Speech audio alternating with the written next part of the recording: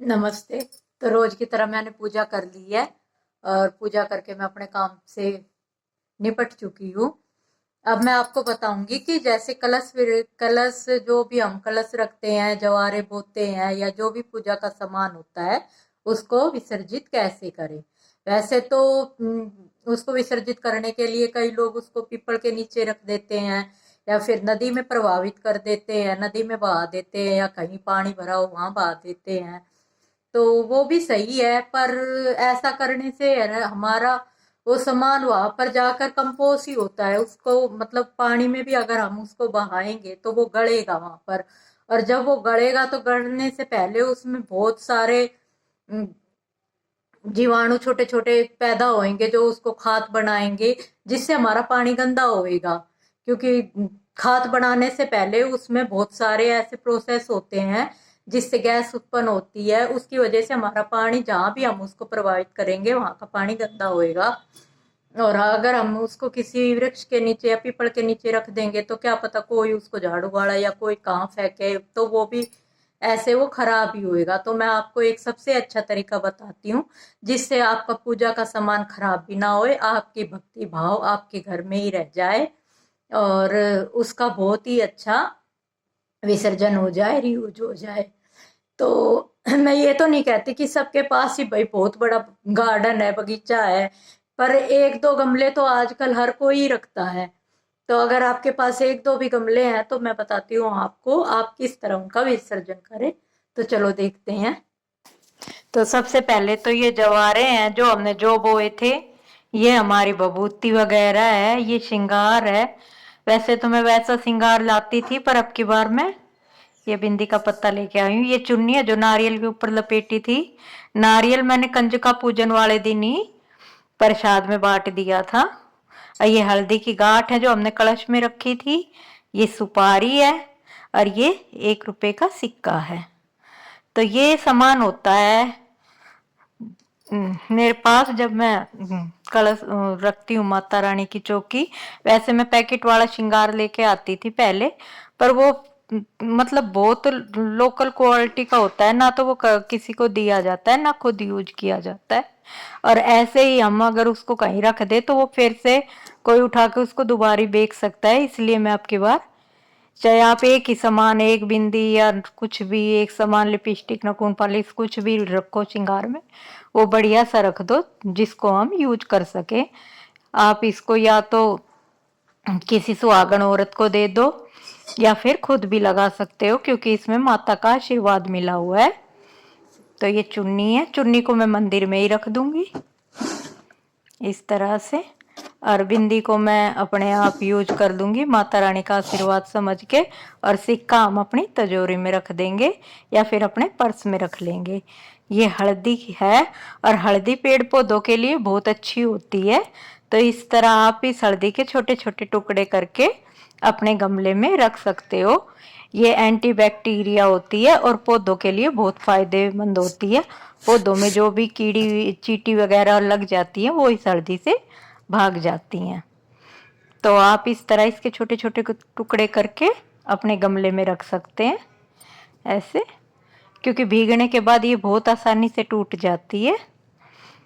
ये पानी आप इस तरह अपने गमले में डाल दें या सूरज को भी दे तो आप गमले में ही पानी दें। और जो ये हमारी भभूति वगैरह थी, ये भी हम ये सुपारी भी ऐसे ही मिट्टी में दबा दें तो ये गल जाएगी थोड़े दिनों के बाद। इस तरह से इसको आप दबा दें। और ये जवारे भी धीरे धीरे करके थोड़ी थोड़ी मट्टी हटा के आप अपने गमले में रख दें, तो इस ये भी सारे गल जाएंगे और आपकी मिट्टी ज़्यादा उपजाऊ बन जाएगी। चाहे तो आप इनको छोटा छोटा काट भी सकते हो या ऐसे ही थोड़ी थोड़ी मिट्टी हटा के गमले में रख दो इनको। तो ये सारी चीज़ें खाद बन जाएंगी जिससे आपकी मिट्टी बहुत उपजाऊ बन जाएगी। और ये जो हमारी भभूति फूल थे पूजा के, इसको भी आप ऐसे थोड़ा थोड़ा करके गमले में रख दो। पर राख की तासीर थोड़ी गर्म होती है, इसलिए अगर आपके पास थोड़े गमले हैं तो आप राख को जैसे एक बार हमने थोड़ी सी डाल दी तो उसके बाद 10-12 दिन के बाद फिर थोड़ी सी गमले में डालें। एकदम से आप डालेंगे तो आपकी आपका पौधा खराब हो सकता है। और दूसरा तरीका ये है, अगर आपके पास एक भी गमला ना है, भाई पेड़ पौधे हैं ही नहीं बिल्कुल, तो जिस बर्तन में या जिस में आपने जो ये जवारे उगाए थे उनको अच्छी तरह से इस तरह तोड़ के वो मिट्टी उन जवारों के ऊपर रख दो, और ये हल्दी है ये भी तोड़ के उसी मिट्टी के ऊपर रख दो, सुपारी भी वहीं रख दो, और जो हमारी ये भभूति और ये है फूल फाल ये सब भी इसके ऊपर रख के अच्छी तरह से इनको हम कुछ दिन के लिए ऐसे ही छोड़ देंगे। और 10-15 दिन के बाद ये हमारी बहुत ही अच्छी खाद मिट्टी सी बन के तैयार हो जाएगी, जिसमें हम कोई भी पौधा लगा सकते हैं। और आपका एक पौधा बिना मिट्टी के ही, आप चाहे इसमें मनी प्लांट लगा दो या फिर किसी चीज का बीज डाल दो या कोई बाजार से पौधा लिया हो नर्सरी से वो लगा दो, तो ये बहुत उपजाऊ मिट्टी बन जाएगी और आपकी सारी पूजा का सामान इस तरह यूज हो जाएगा। इसकी खाद सी बन जाएगी बहुत अच्छी। 10-15 दिन के बाद आप इसमें थोड़ा पानी का छिड़काव कर दो और ऐसे थोड़े थोड़े दिन में इसको गिला रखो, तो ये 10-15 दिन में बहुत अच्छी मिट्टी बन जाएगी। फिर आप इसमें थोड़ी सी या तो कोकोपीट या फिर मिट्टी और मिला के कोई भी पौधा लगा देना, तो आपका सारा पूजा का सामान आपके घर में ही रह जाएगा।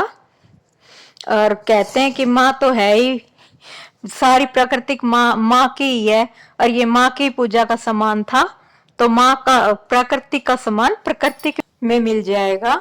और ये देखिए सुंदर सुंदर, वैसे तो कहते हैं पानी भी प्रकृति का ही रूप है, पर आजकल हम अगर पानी में ये ऐसे विसर्जन करते हैं तो हमारा पानी, हमारा जल दूषित हो जाता है, गंदा हो जाता है। इसलिए हमें अपने जल को भी बचाना है, और आपको पता है जल की, अब हमें पानी की कितनी जरूरत है इतनी गर्मी में, इसलिए हमें अपने पानी को भी साफ रखना है। अगर हम सभी अपना सारा सामान पानी में डाल के आएंगे तो आप ही सोच सकते हो वो कितना गंदा हो जाएगा। और इस तरह अगर हम विसर्जन करते हैं तो ये मट्टी बन जाएगी, इसमें आप कोई भी पौधा लगा देना तो वो पर्यावरण की बल्कि रक्षा ही करेगा। अगर आप छोटा सा भी पौधा लगा दोगे तो कम से कम कुछ तो आपको ग्रीनरी देगा, गर्मियों में सांस लेने में भी फायदा करेगा और वैसे आंखों को भी सुकून देगा। तो मैं तो यही कहूंगी कि आप इसी तरह विसर्जन करें। और आपको वीडियो अच्छी लगी हो तो लाइक शेयर सब्सक्राइब। और ये देखिए कितने प्यारे प्यारे सुंदर फूल है, आप इन फूलों को देखते रहे। मैं मिलती हूँ आपको अगली वीडियो में।